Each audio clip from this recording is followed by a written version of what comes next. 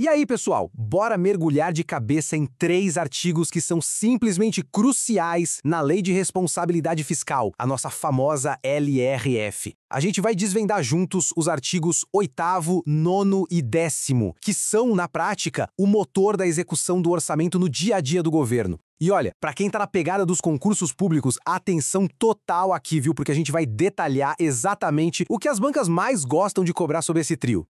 O nosso mapa da mira de hoje é bem simples e direto. Primeiro, a gente vai entender qual é o papel da LRF na hora do vamos ver. Depois, vamos analisar o artigo 8º, que eu chamo de plano de voo. Em seguida, o 9º, que é tipo um freio de emergência. E o 10º, que traz uma regra de transparência super importante.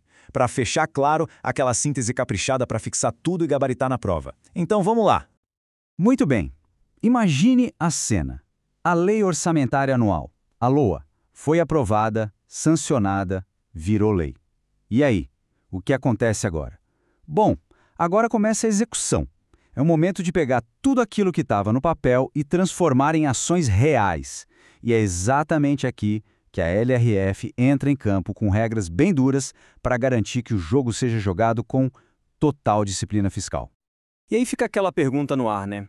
Como é que a lei faz para impedir que o governo saia gastando tudo de uma vez, já contando com o dinheiro de imposto que, sei lá, talvez nem entre de verdade nos cofres? A resposta para essa pergunta está justamente nos artigos que a gente vai ver agora. Eles criam um sistema inteligente para alinhar o ritmo dos gastos com o ritmo da entrada de dinheiro. Ok, vamos começar pelo primeiro deles, o artigo 8º. Pensem no artigo 8º como se fosse o plano de voo do orçamento. Sabe, é o Waze do governo para o ano inteiro. Ele detalha, mês a mês, como a grana vai ser usada. Não é só ter a permissão para gastar, não. É preciso ter um plano detalhado de como e quando esse gasto vai acontecer. E como é que esse planejamento funciona na prática? É por meio de 2 instrumentos com nome e sobrenome. Programação financeira, que é basicamente uma previsão de quando as receitas vão entrar, e o cronograma de desembolso, que diz quando as despesas vão ser pagas. A junção dos dois é o que garante que o governo não vai ficar com a conta no vermelho. É o planejamento do fluxo de caixa para não passar aperto. E olha, a lei aqui não tá para brincadeira com prazos. O ponto-chave é esse: 30 dias. Depois que a lei do orçamento é publicada, o Poder Executivo tem exatos 30 dias para publicar esse plano de execução mensal. E não é um se quiser, não é uma obrigação. Isso força o governo a se organizar rapidinho. Agora, um detalhe que é ouro para a prova. A LRF coloca um cadeado em alguns recursos. O parágrafo único do artigo 8º protege o que a gente chama de dinheiro carimbado. Sabe, o dinheiro da saúde, da educação, de um fundo específico? Então, ele não pode ser usado para tapar outro buraco, de jeito nenhum. Ele tem que ser usado exclusivamente para aquilo que ele foi destinado. Fim de papo. Beleza, então o plano de voo foi traçado com o artigo 8º. Mas, e se tiver uma turbulência no caminho? É aí que entra o artigo 9º. Ele é o mecanismo de freio, o sistema de controle de emergência do orçamento. Ele é acionado quando a realidade, principalmente a arrecadação de impostos, não corresponde ao que foi planejado. O artigo 9º cria uma rotina de checagem bem rigorosa. A cada 2 meses, o governo tem que parar e conferir. O dinheiro que entrou está batendo com a previsão? Se a resposta for não, o sinal de alerta acende. E não é só isso. A cada 4 meses, o Executivo tem que ir lá no Legislativo, numa audiência pública, para prestar contas e mostrar se as metas fiscais estão sendo cumpridas. É a hora da transparência e da cobrança. Certo. E qual é a principal ferramenta desse freio de emergência? É a famosa limitação de empenho. O que é isso na prática? É um congelamento, um corte temporário em algumas despesas que estavam autorizadas.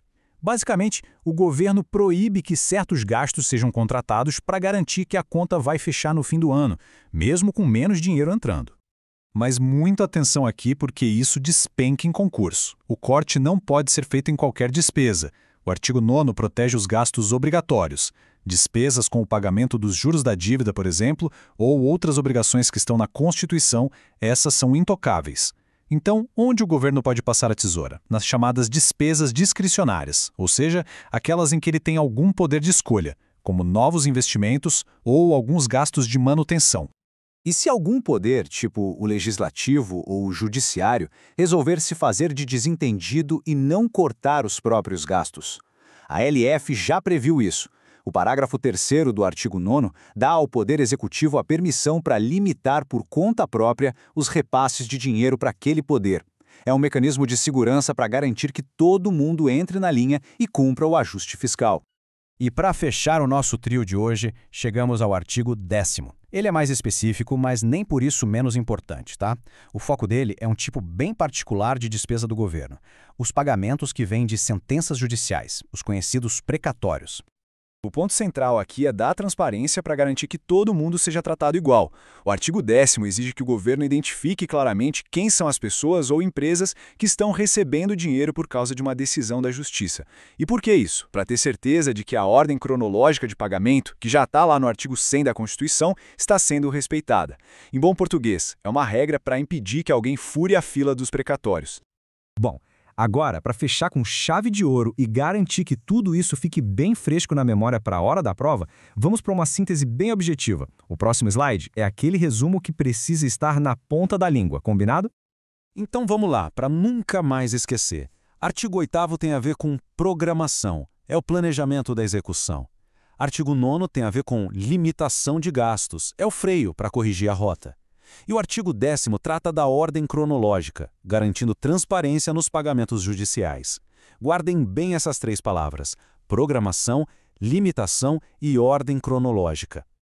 E vendo assim em conjunto, fica clara a lógica da LRF, né? Esses três artigos não são ideias soltas, eles formam um sistema, um ciclo. O artigo 8º planeja, o 9º controla e corrige os desvios e o 10º garante a transparência num ponto super sensível.